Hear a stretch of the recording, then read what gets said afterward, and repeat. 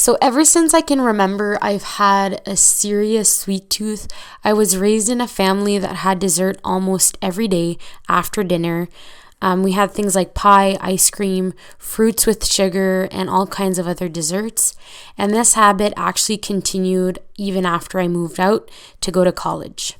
So I've always been a health conscious person, especially as I got into my teenage years, and in university I majored in kinesiology, which is the study of human movement, and I was particularly interested in the overall health and well-being.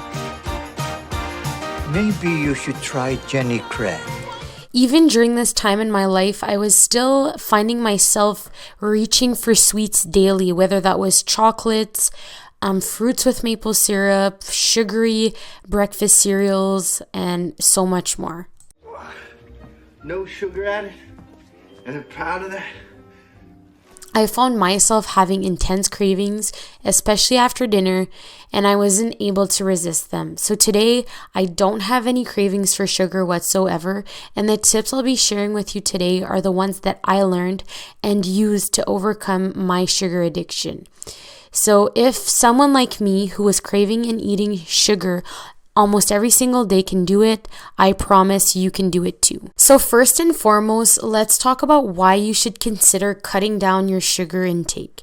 On top of weight gain, tooth decay, high cholesterol, and lowered immune system functioning, there's one danger of sugar that is much less talked about. Sugar is strongly and directly linked to metabolic diseases like cancer, cardiovascular disease, Alzheimer's, kidney and liver disease, and more. All of these diseases I just mentioned are directly linked to mitochondria dysfunction. Excuse me, but this has powdered sugar on it, and I ordered no sugar. I really can't have too much sugar in the morning. Oh, I'm sorry. Mitochondria dysfunction can be caused by a lot of things, but one of the biggest causes is, you guessed it, sugar. And so over time, as you consume more sugar, your mitochondria are impacted, and the more likely this is to lead to dysfunction and illness. I think I'm sick. We have tried to overcome sugar addiction without success, and the reason for that is that it's likely that you weren't doing it right. When you try to overcome cravings and sugar addiction without the following tips, you're fighting against your body. And even though you may have really strong willpower and self-discipline, you'll eventually cave into your cravings. But really, what are sugar cravings? I'm sure you've heard of this before, but sugar is like a drug. When you eat sugar, you have a spike in dopamine, which leaves you feeling really good. And of course, this spike in dopamine doesn't last very long, but your brain and body quickly makes the link between sugar and a good feeling, leaving you craving it even more. So the first step to overcoming this sugar addiction is to fuel your body the right way. Eating more protein, healthy fats, and fiber has an almost magical effect on your brain and body that can literally shut off your sugar cravings and your hunger. Protein, healthy fats, and fiber will leave you feeling fuller for longer. I'm stuffed. I'm absolutely full. I cannot eat another thing. So sometimes sugar cravings kick in because you're not getting enough protein and healthy fats to leave you feeling satisfied. Would you like a plate? So when this happens, your body is looking for a quick energy source to give you that feeling. And so the quickest and easiest energy source is sugar. I see right here it says I shouldn't have given you sugar.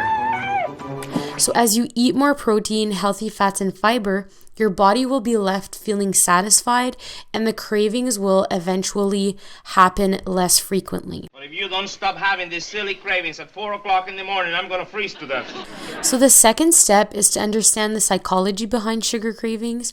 So now that you understand the link between sugar, dopamine, and cravings, let's talk about some quick, easy tips to help you overcome them. So one thing I tried to psychologically overcome my cravings was to make it harder for me to get my sweets. For example, I hid my ice cream in the very bottom of my freezer to make it harder to reach. Sadly, this didn't work, and I just got better and better at digging all the stuff out of my freezer and then put it back in after. You got weird cravings, so I got peanut butter, pickles, mustard, Skull. What I learned about the psychology of cravings is that you need to create a speed bump between the craving and the reward. So for me, I know that I have my strongest sugar cravings after dinner. So after I started eating more protein, healthy fats, and fibers, like I mentioned, I still had some cravings, but they weren't as strong. So what I did is I tried to force myself to wait 30 minutes between my craving and eating a dessert. So what I noticed is that after the 30 minutes, I was rarely left wanting dessert. And honestly, I still had some sweets here and there, but my sugar consumption was lower than it had ever been in a matter of days. And we have a chocolate cake that's infused with chocolate, served with chocolate ice cream and a molten chocolate topping. We'll have one of those with 4 spoons. More like 4 of those with 1 spoon for me. So the third step is to find a way to reduce stress hormones like cortisol. So cortisol is linked to sugar cravings for 2 main reasons. The first is that high cortisol levels leave you feeling stressed, and when you're stressed, you consciously and subconsciously want to feel good. And what better way for a quick dopamine boost than sugar?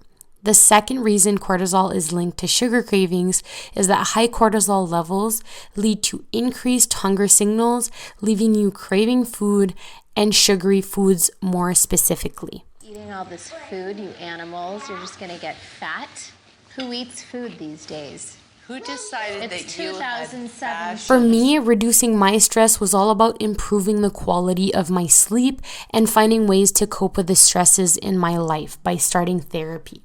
Once you start to understand where your cravings are coming from and take action against it, you'll immediately start to see you'll have cravings that are less frequent, less intense, and you'll be better able to manage them.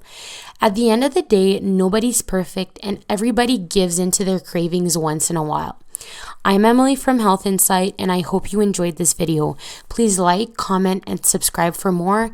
Thanks, and until next time.